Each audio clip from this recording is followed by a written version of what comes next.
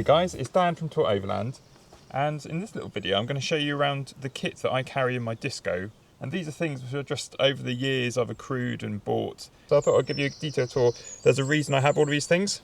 I'll walk you around. Okay, so let's take a deeper look into what I carry around in a disco, and these are things which I have in there all the time. They're always living in a little nook or cranny somewhere.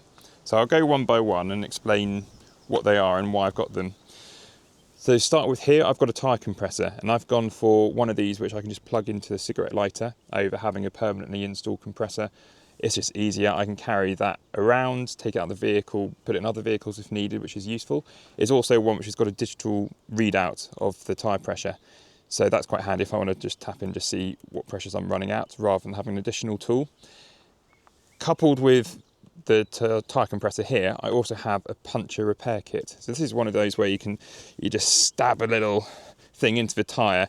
It's good as a temporary repair. I've used it quite a few times on road bias tyres, not on these all-terrains, but again, it's just worth having in there. They're really quite cheap. Definitely good to have. I've got over here just one of these battery packs, which I've had for a number of years now, and this is really useful just for charging bits and pieces I have, essentially electronics and other things like that, when I'm not driving around and I just want some battery which aren't going to draw on the engine's battery. I also make sure that I carry around a little bag full of different cables, because you know what it's like, all devices have different types of USB connections and things, so that's just useful to have. If you are familiar with Land Rovers and Disco 3 era vehicles onwards, then you should know about the gap IED tool. This is invaluable. This gets used quite frequently. If you get the occasional restricted performance, which is something which does happen in these era of Land Rovers, then it's great for just diagnosing that, clearing codes if needed, as well as resetting things. I use it to adjust the suspension height when I'm going around as well. Brilliant bit of kit, and the best one to get if you can as a sort of at-home mechanic. I then have here a mixture of things, and these, I would say, get used the most when we're sort of on those out in the bush repairs. And it's basically some good old-fashioned gaffer tape and cable ties.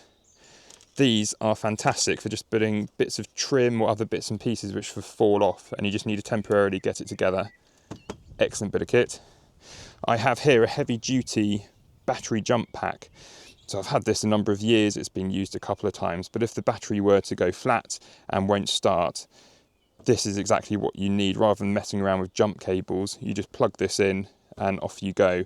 It's worth checking that you get one which is rated to your engine. So this is a slightly beefier one because it can crank over the 3-litre TDV6 that I have in the Disco, but really good bit of kit to have. And again, when you're out on your own, absolutely have one of these. Alongside, I've just got a cheap rechargeable torch. Does the job, nice straightforward. Nice and self-explanatory. First aid kit. Things happen, you might just even need a little plaster. But well worth having in the vehicle, and sort of a lot of new vehicles, they come with these anyway. But one of those things I check, because it's often one of those things that gets neglected and is just left in the vehicle for years and years, it is worth sort of sporadically checking, are things still in date? Because it's not very much money to update one of these, but worth having.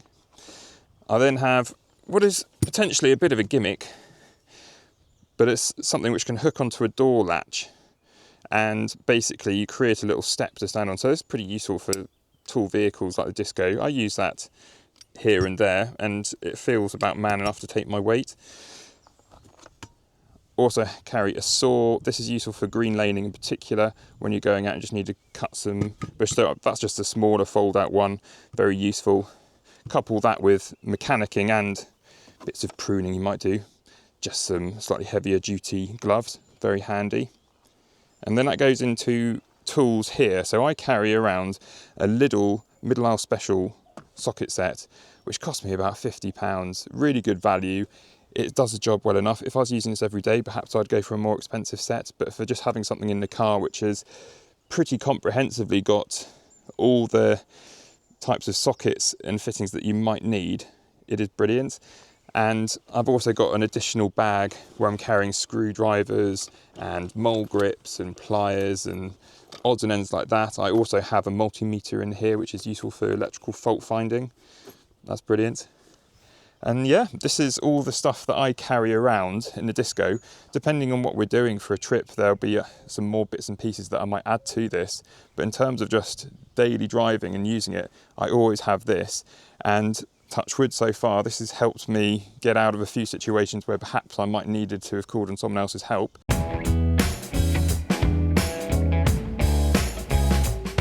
Some other things which I've not got on display here but I often carry include a bottle jack, spare wheel nuts, including the removal of the locking wheel nuts just so I don't run into any kind of issues of removing wheels or someone else having to in the future. Often I've got a litre or two of oil, some WD-40, a litre or so of coolant. I also like to put in a few things like a warm coat and high-vis jacket just in case, as well as a bottle of water, always worth having. And of course, when I'm exploring green lanes and off-roading, I'll chuck in my bag of recovery gear.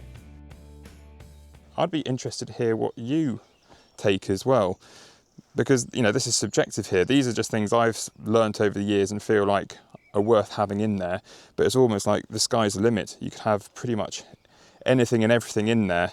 And as you see, I'm not carrying any real spare parts for the Disco in here. That sometimes changes if we're going on really long trips out to the country, but in the UK, we're only ever, sort of a day or two away, and it's very easy to pick up bits when you need. So yeah, I hope you found this useful, and until next time, ahoy!